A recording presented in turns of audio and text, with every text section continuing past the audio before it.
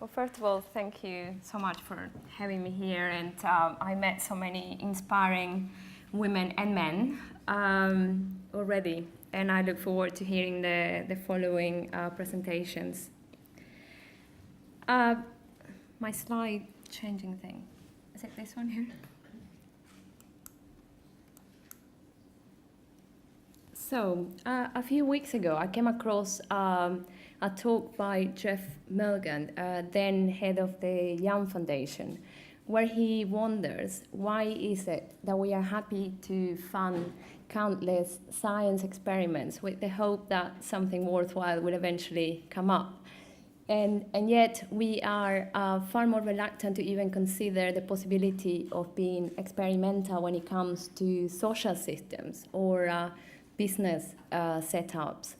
And that struck a real chord with me because I'm here today to talk to you about being experimental and about one experiment in particular, Aravore, which is a project that began to brew in my mind some 9 years ago.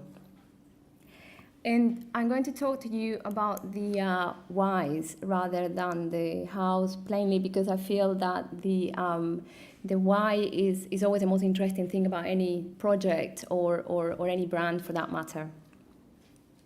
So back in 2004, I was working here in London as a business consultant. And one of the things that kept nagging me was the notion that many of the very large companies we were doing some work for would at some point need to have a fundamental rethink about the way they were going about making stuff and perhaps even about the purpose of the stuff they were making. And this was, if anything, because their customers will start demanding different kinds of products and different kinds of services. This was more obvious in some sectors, such as the food industry, where the organic and fair trade movement already began to make some inroads at addressing those customers' demands for freshness, higher quality, and crucially, provenance. The economy was booming, for a change, and people were spending. The variety of products available in cities like London was almost overwhelming.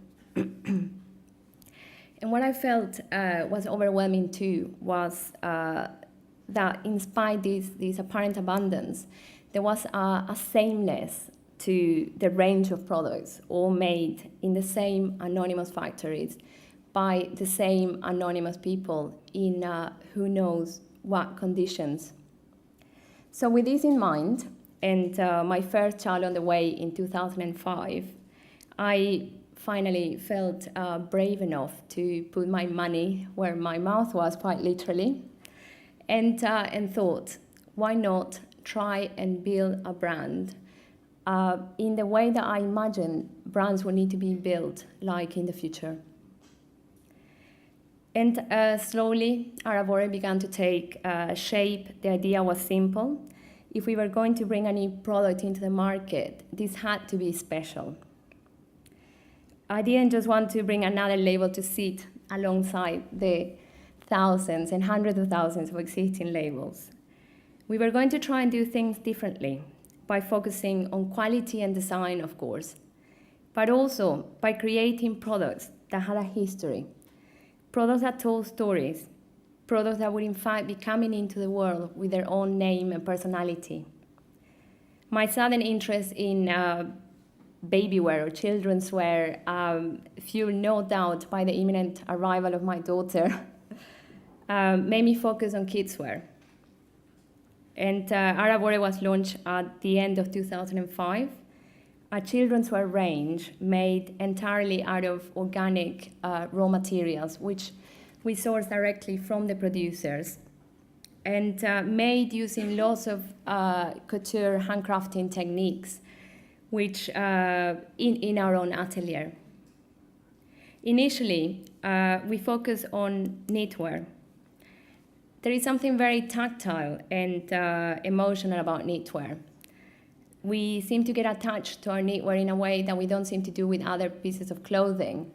And I feel that that's perhaps because there is something quite raw and basic about knitwear that brings us closer to the essence of clothing, where it forces us to focus on the textures and the yarns that are used to make them. And that seemed to me to fit the essence of what we wanted to achieve with Aravore. Because what we wanted to do is we wanted to make products where the hand of the maker was evident, so that they would be appreciated for that very reason.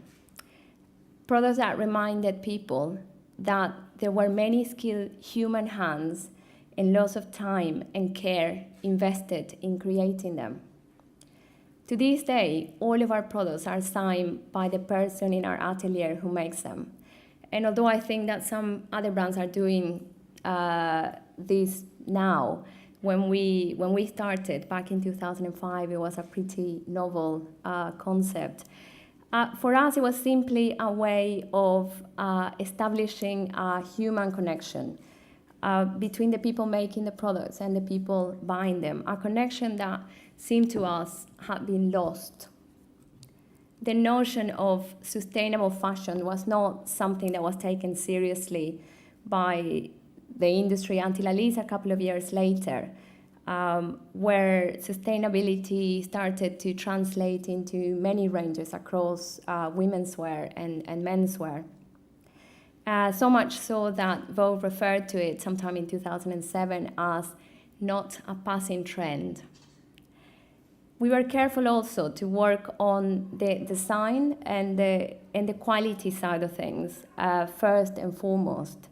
And we ended up with a luxury product, but also with a slightly different notion of luxury that went beyond the label and went beyond bling, and concentrated instead on the craftsmanship, design, quality, and crucially, provenance. From a tiny team consisting of myself, my sister Nora, and one knitter, Aravore has grown to a slightly larger team here in London, a team of around 10 people in our main atelier and some 25 ladies in satellite ateliers that we have also set up. And Aravore is now available in 18 different countries. And yet we are still very, very small, and we are still being experimental. And crucially, we are still trying to stick to our initial purpose, our whys. I still see Aravore very much as an ongoing project and an experiment in attempting to create something from scratch and attempting to forge our own way of doing so.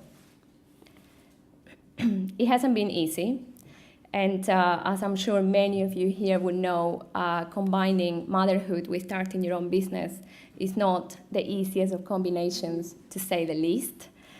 And but then I look back and I see what we have created, and I see my own children and the children of all of the women that are part of Aravore growing up with moms that feel proud of their work.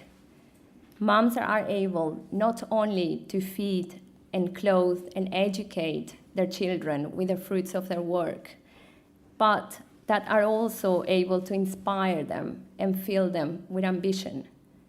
And that makes me happy. And but more importantly, it makes me feel honored to have had a chance in being a part of it. Lord Hastings yesterday spoke so passionately about the tragedy at the Rana Plaza collapse in Bangladesh only a few weeks ago, which no doubt filled us all with shock and sorrow.